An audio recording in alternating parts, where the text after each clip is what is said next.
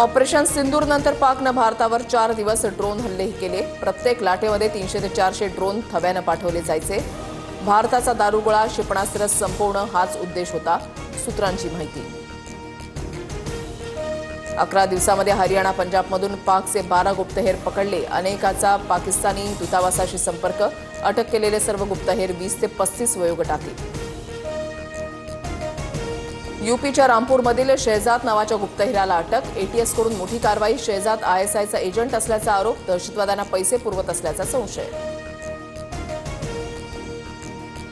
8 आणि 9 मे रोजी सुवर्ण मंदिरावर हल्ल्याचा पाकिस्तानचा डाव उधळला। पाकच्या घुसखोरीच्या प्रयत्नांना भारतीय सैन्यानं हाणून पाडलं।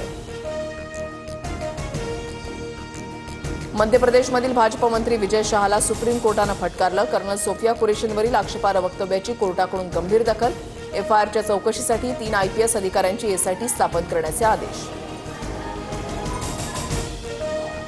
राज्यात 31 मे पर्यंत मुसळधार पावसाचा अलर्ट। अमरावती, रत्नागिरी, बुलढाणा, गोंदिया या ठिकाणी वादळी वाऱ्यासह अवकाळी पावसाची हजेरी। वादळी वाऱ्यामुळे पिकांचं मोठ्या प्रमाणात नुकसान, तर अनेक ठिकाणी झाडं उन्मळून पडल्याची घटना।